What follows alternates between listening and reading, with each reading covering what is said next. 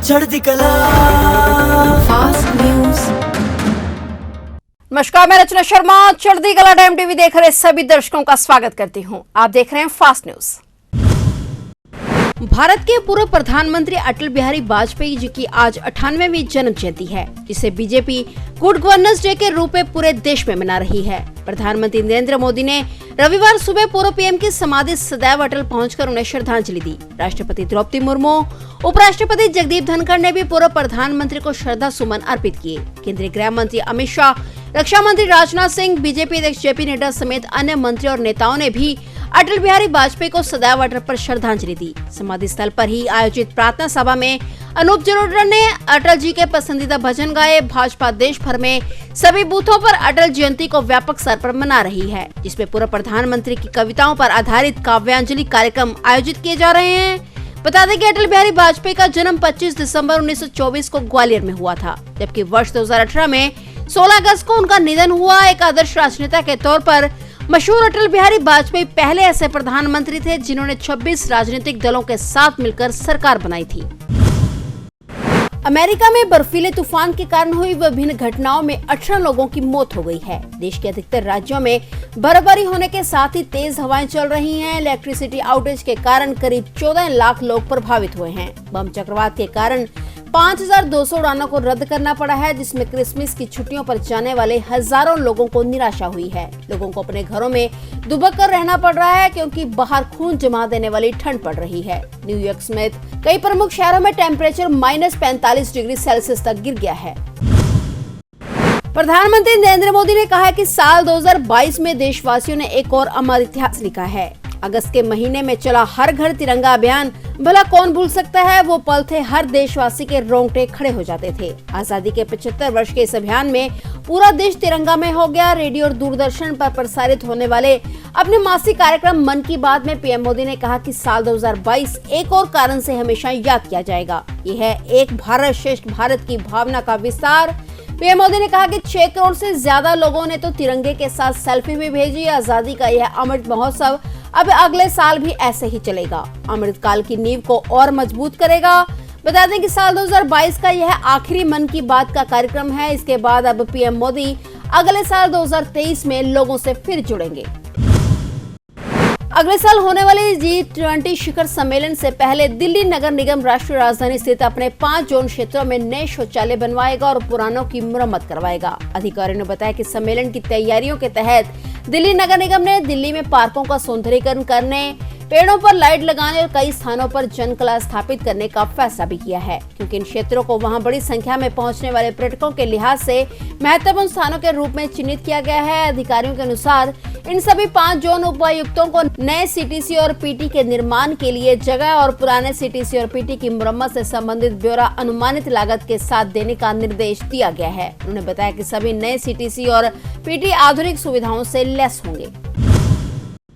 राजस्थान में शिक्षक भर्ती परीक्षा के पेपर लीक केस में अशोक गहलोत सरकार ने सख्त कदम उठाते हुए शिक्षा विभाग के 4 कर्मचारियों को तत्काल प्रभाव से बर्खास्त कर दिया है। वहीं नकल गैंग में शामिल बदमाशों के खिलाफ कड़ी कार्रवाई करते हुए उनकी संपत्ति को भी जब्त किया जाएगा। सीएम अशोक गहलोत ने इस पूरे मसले पर शिक्षा मंत्री डॉक्टर बीडी कल्ला और राजस्थान लोक सेवा आयोग के चेयरमैन संजय श्रोत्रिय से फोन पर बात की। पेपर लीक मामले को लेकर राजस्थान में विपक्ष सरकार पर जबरदस्त तरीके से हमलावर हो रहा है। पेपर लीक केस पर राज्य में राजनीति का पारा चढ़ा हुआ है। वहीं सीएम गहलोत ने पेपर लीक मामले में किसी भी प्रकार की कोताही नहीं बरतने के निर्देश दिए हैं। वहीं पुलिस इस पूरे मामले की गंभीरता से जांच करने में जुटी हुई है।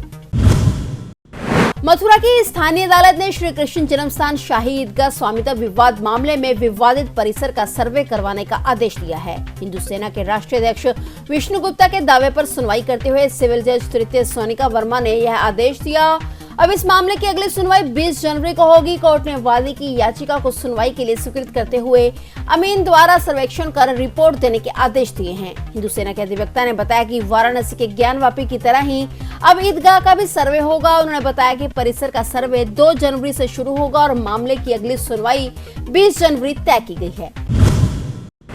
यूपी के मेरठ में हस्तिनापुर से भारत काल को लेकर लगातार नए खुलासे हो रहे हैं। बवाना में महाभारत कालीन सुरंग मिलने के बाद अब सुरंग में कुषाण कालीन सिक्के मिलने का भी दावा किया गया है। हसीनापुर के एक संत सुरंग पहुंचे थे और वहां पर उन्होंने कुषाण कालीन 5 सिक्के देखे। सिक्कों पर कुषाण कालीन कई आकृतियां बनी हुई हैं। फिलहाल पुरातत्व विभाग इन सिक्कों की जांच पड़ताल में जुटा हुआ है और ये सिक्के किस धातु के हैं इनकी जांच की जा रही है। इसके अलावा इन पर जो भी आकृतियां बनी हैं उनका संबंध कुषाण काल से होने का दावा किया जा रहा है। फिलहाल प्रशासन ने इन सिक्कों को कब्जे में ले लिया है और पुरातत्व विभाग को जांच के लिए भेजने की बात कही है। कहा जा रहा है कि जांच के बाद ही इन सिक्कों की हकीकत सामने आएगी, लेकिन हसीनापुर के रहस्य पर पर्दा उठना शुरू हो गया है। सुरंग के बाद सिक्के मिलने की घटना से इलाके के लोग यहाँ खजाना दबे होने की बात कह रहे हैं और वहीं फिलहाल इलाके में फोर्स तैनात कर दी गई है ताकि कोई ऐतिहासिक धरोहर से छेड़छाड़ न हो सके।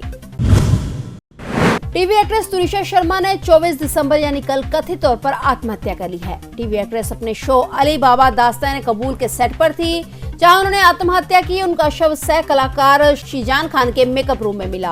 पुलिस मामले की जांच कर रही है।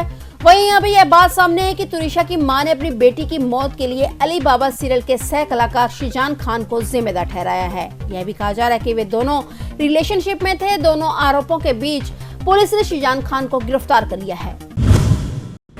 धौलपुर पुलिस ने 4 दिन पहले मिले ज्ञात महिला के शव के मामले में खुलासा कर दिया है। महिला की हत्या किसी और ने नहीं बल्कि उसके ही सगे भाई ने गोली मारकर की थी। उसके बाद शव को गड्ढे में डालकर उसे दबा दिया गया था। आरोपी ने बहन की हत्या इसलिए की थी क्योंकि वह पहले अपने ही गाँव के एक युवक के साथ भाग गई थी। उसे गुस्से की आग में जल रहे भाई ने आखिरकार उसे मौत की नींद सुला दी और फरार हो गया। पूरी सोची समझी साजिश के तहत की गई इस हत्या के आरोपी भाई को पुलिस ने गिरफ्तार कर लिया है।